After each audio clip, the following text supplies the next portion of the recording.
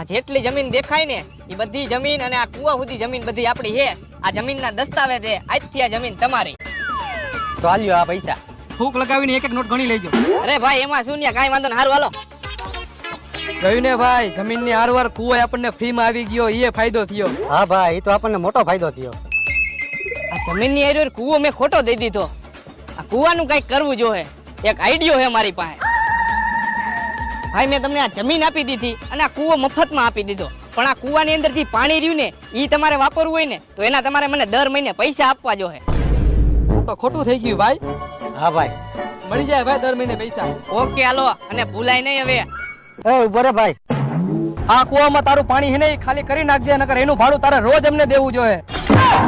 અરે ના ના ભાઈ, પાણી તમે જ રાખો હવે. આ તો મારે ખોટું થઈ ગયું.